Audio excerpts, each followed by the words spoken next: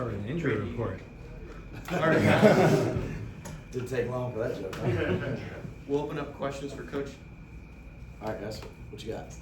Patrick, how's it been just making the transition here and coming over with Billy and starting up this new program? No, it's been a lot of fun. You know, it's been fast. You know, we coached that conference championship game there, and then I flew over the next day with Coach Napier, and we hit the ground running with early signing day. You know, developing relationships with the players on our team. You know, getting recruiting for this last class, picking up recruiting class 2023, putting the staff together, and then preparing for spring football and installing. You know, it's been nonstop. It's been a lot of fun. You know, this is the second time I've been at the beginning with Coach Napier at a program. I think it's invaluable to be able to learn from him and see how he does that at two different stops and be able to assist him in any way I can. But it's been a lot of fun. You know, obviously the University of Florida is a premier program in the country. Blessed to be here. How did you guys cross paths and kind of hook up at Louisiana, and what's it meant to you to just kind of have him promote you throughout your career and bring you here? Yeah, it's a great question. Man, coaching's so crazy. I'd actually never met Coach Napier before he hired me. You know, we had some mutual contacts. I had worked for the defensive coordinator at Alabama, Pete Golding, and then, you know, kind of through word of mouth, got hired as the secondary coach there. And then after the 2019 season, when Ron Roberts went to Baylor, I was promoted to defensive coordinator. And to your question, you know, it means a lot to me that he thinks enough of me to promote me there, give me the opportunity to start calling plays, you know, kind of on-the-job learning, you know, as a coordinator at a young age. And that experience is invaluable. Hopefully, you know, I've done my part to prove it right. Do you have a 30, 45-second explanation of your philosophy defensively? Yeah, so, you know, first and foremost, you know, from a defensive standpoint, you know, I always say we want to make the same things look different and different things look the same. I think in today's game, right, the person you got to make the game hard on is the trigger man, right? And you got to be able to disguise and make him decide post-snap what the coverage is, where the strengths, weaknesses, where the coverage issues are.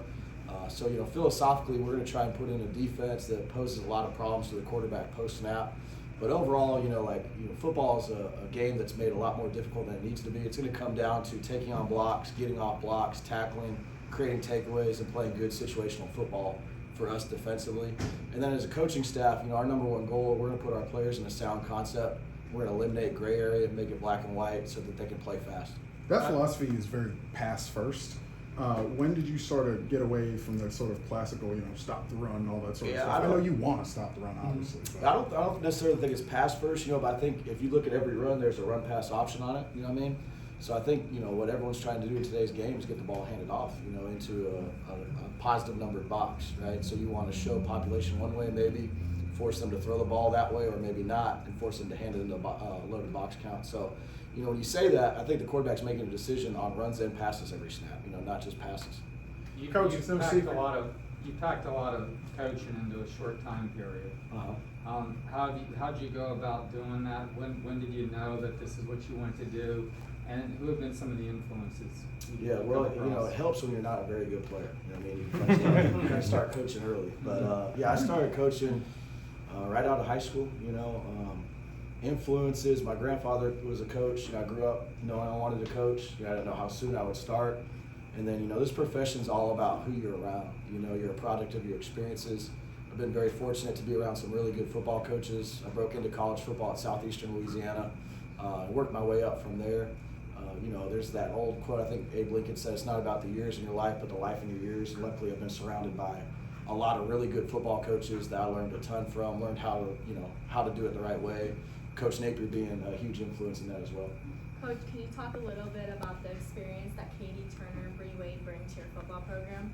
Yeah, I mean, it's yeah, they're really good. I mean, I was with Katie at UL. You know, like I think her and I got hired at the same time. She's become one of my best friends in the profession. And then when Katie went to Georgia, we hired Bree, and I think they're two of the best in the business. You know what I mean? The energy, the passion, the enthusiasm. You know, I think I work long hours, and I don't think I'm beating them out of the office here lately. You know, which is bothering me. But you know, they're tireless workers, and they bring a ton to our program for sure. Coach, it's no secret that obviously last couple of years his defense just wasn't good. So how do you accept that challenge, and what have you seen so far from the players in just a short time you've seen them actually work on the field? I think our players are extremely eager. I think they're very football intelligent, and they want to do things the right way. You know, the first thing that we got to do is play fundamentally sound defense. Right? Kind of like what I talked about earlier. We got to learn how to strike blockers. We got to learn how to shed. we got to learn how to leverage the football in pursuit and get the ball carrier on the ground. You know what I mean? Defense is not as much about what you do, it's about how you do it. You know, I think if you look at the blueprint of SEC defense right now, it's a lot of guys that do very similar things. It's about the level of detail and precision and execution they're doing it with. So to me, the number one priority is how we're playing the game. You know what I mean? Those fundamental techniques that we got to get a lot better at, and then obviously that will drive the scheme. The human infrastructure and just the big personnel that you guys had in Louisiana was obviously a big part of the success. What's different about that versus now, where obviously Florida has more resources? Yeah, those guys get paid more. You know, we have a big infrastructure there. Obviously, it's huge here, and Coach Napier will always tell you it's to improve the quality of life of the assistant coach. And then the other value it brings is there's really no stone left unturned. You know, when you talk about practice organization, I don't know if you guys were out there, there's a lot of moving parts, right? It takes a lot of people to get everyone going in the right direction. And then, you know, when you talk about game prep, those guys are invaluable to me and the rest of the staff, you know, when we're studying the opponent. And what it really allows us to do is we can study the opponent year round. You know, we spend probably more time than any staff I've been on preparing for the next season right now. You know, we have people studying SEC East opponents.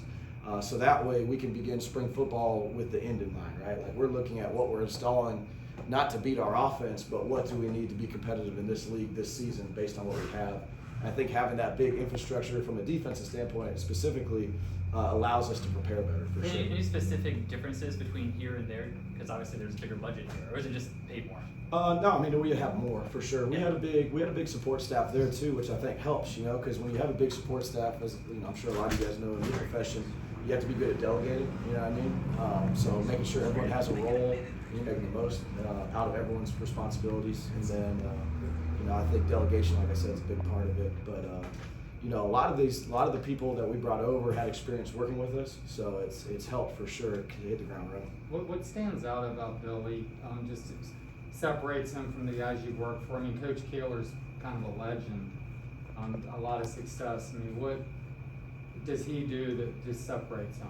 Yeah, so like I said, I've been lucky to work for some really good head coaches, like you said, Coach Keeler, Coach Roberts, Coach Wilson. But you know, the first thing I say, Coach Napier's meticulous. You know, like no stone is left unturned.